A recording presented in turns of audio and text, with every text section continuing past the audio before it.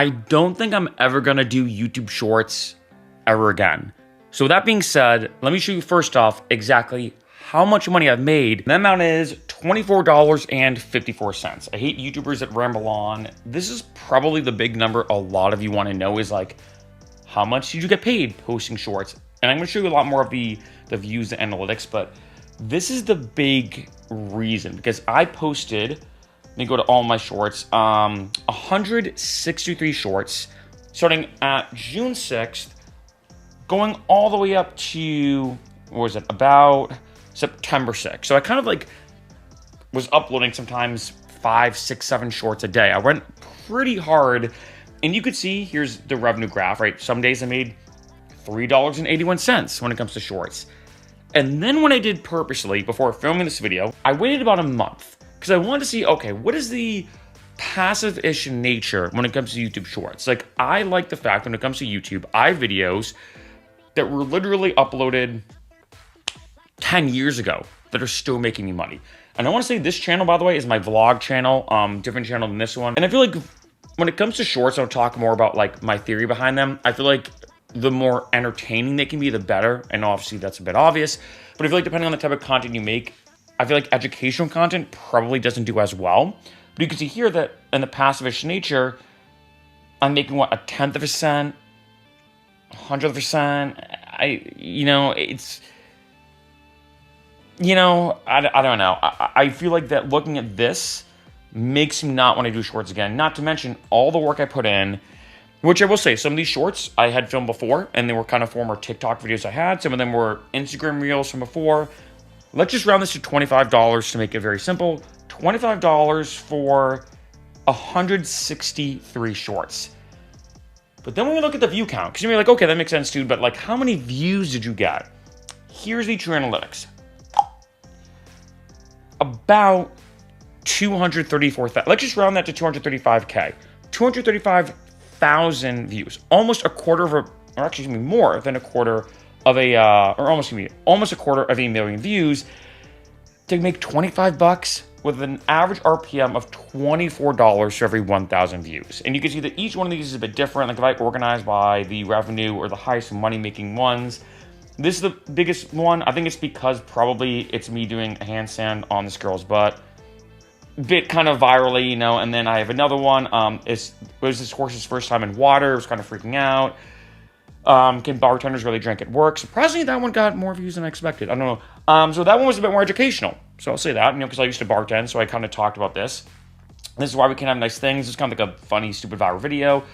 Diet soda makes you 18% drunker. There was a video about that. So some of these make some sense, but the truth is, at the end of the day, right, you're going to need a lot of views. And I think this is the big thing to keep in mind when it comes to RPM. Like I mentioned so many times on this channel, 2 main metrics that determine how much money you can make on YouTube. One, how many views are you getting? So this big number for all my shorts. And then how much money are you making per 1,000 views?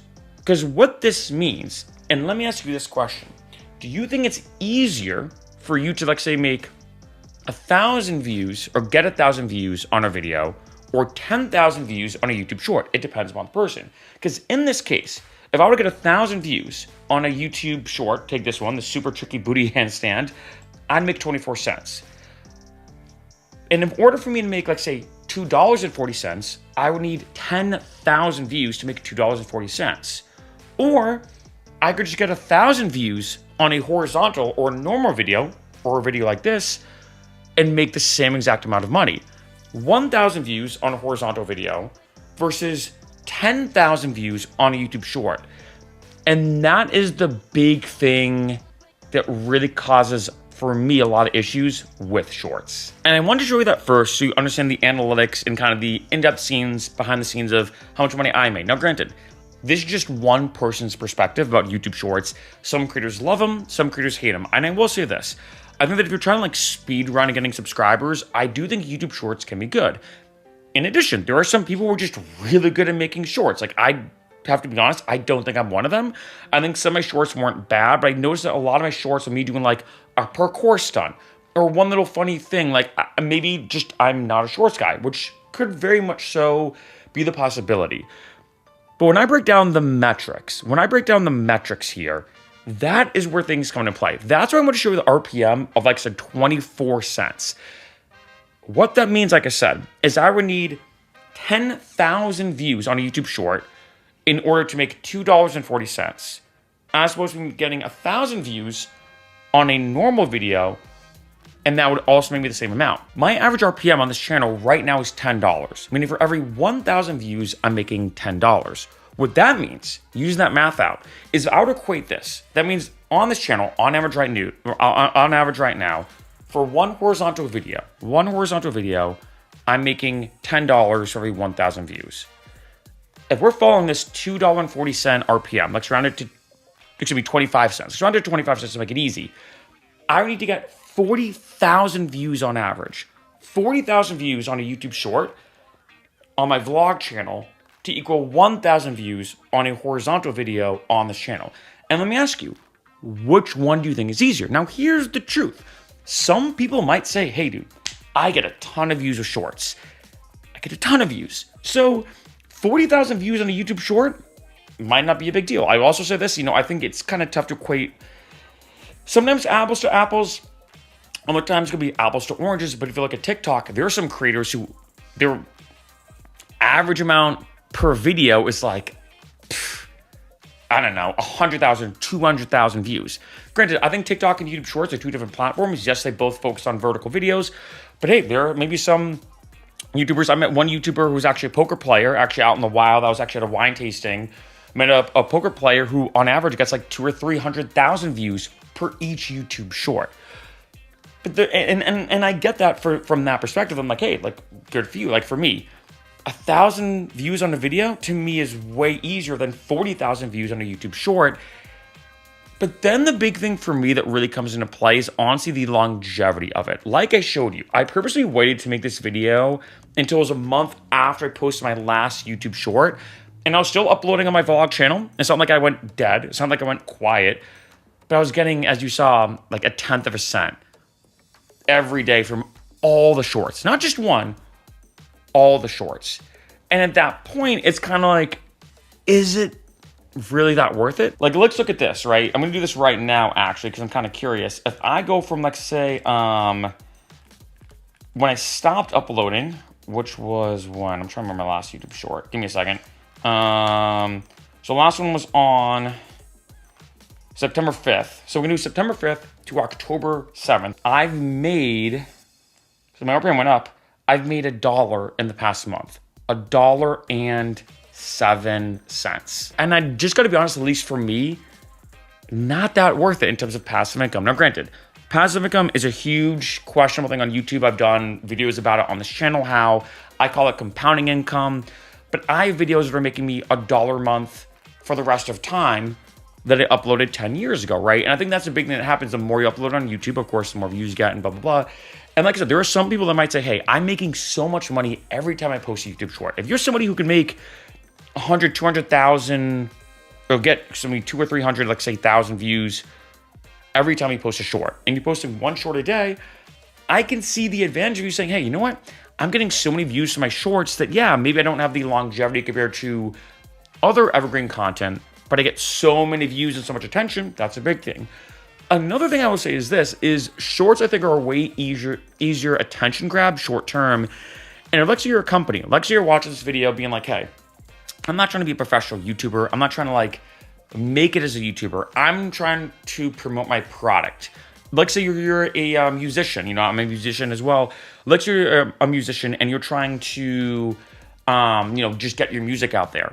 I can actually see the advantage of shorts because you're going to get views very, very fast. Like I don't know the exact average views when it came to my YouTube shorts were, but usually thousands. And it's like to get that within sometimes an hour or two or a few hours, and sometimes it would tail off, sometimes it would kind of pick back up. That was pretty crazy. I mean, all of this, if like you happen to be on TikTok, that getting it's almost like, and I can't think of a good analogy because I'd have to go into the hard analytics, but it's almost like getting 10,000 views on TikTok is almost like getting 100 views on YouTube, so to speak, in the sense that like you can get them like that, right? Not for all channels. Everything's a little bit different. And I'm just going to use that analogy that the amount of views you get on a short are quick and fast and a lot more instant, but doesn't have as much longevity as opposed to doing horizontal video. Now, granted, that may change because I've talked about this before. Google owns YouTube. And so what happens is there's a lot of Google YouTube integrations, meaning if you go on YouTube, a lot of people do, how do you tie a tie? How do you fix your sync? How do you do a push-up? And if you make videos like that, those will almost always get views for the rest of the time. And Google integrates that. So if, let's say you search how to do this in iMovie, like an iMovie tutorial, and I have posted a lot of iMovie tutorials on this channel, and it's very possible that Google says, hey, as opposed to us suggesting a website, we're going to suggest a YouTube video because one, it's probably a bit easier to understand visually how to do something in iMovie, but two, it keeps it in-house. Google's not sending you to an external site. They're kind of keeping it in their own ecosystem, so to speak. And then vidIQ did a video, I think it was a month ago. I can't remember when I watched it. It was maybe a month ago. I can't remember the time exactly.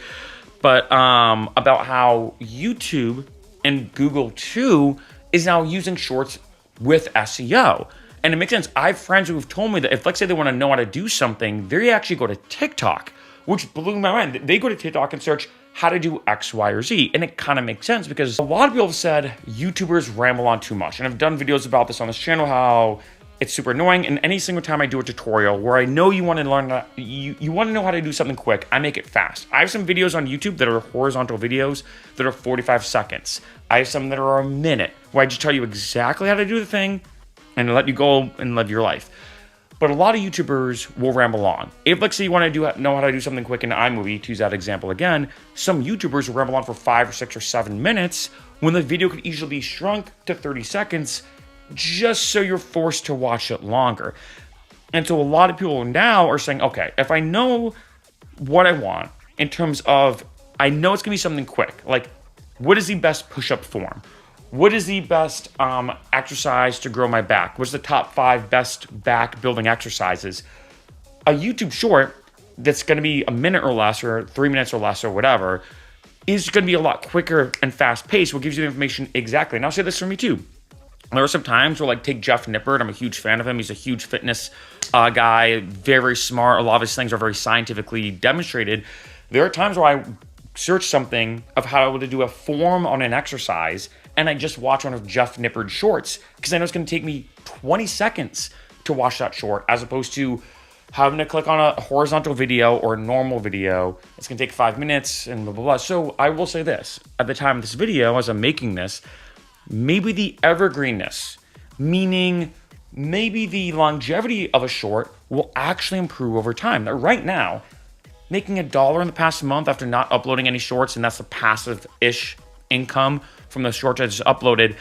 Maybe right now that's the case, but it could very well so be that shorts are getting integrated with YouTube SEO, Google SEO, and a lot more in a lot more efficient manner. And vidIQ has talked about this. So for me, I'll be honest, right now, I don't think I'm ever going to upload a YouTube short again. I don't think it ruined my channel. I know maybe I'll do like a separate video about that. It didn't ruin my channel. I didn't get any less views. It's almost like, hate to say it, it's almost like nothing happened. All I did was make $25 extra. Was all that work uploading 163 shorts worth the $25 I made? No. I could have easily gone out and drove for Uber and made that in 1 hour, as opposed to the God knows how many hours I put in. In addition to, as I showed you, I made, was it almost about 250,000 views on YouTube Shorts to just make $25.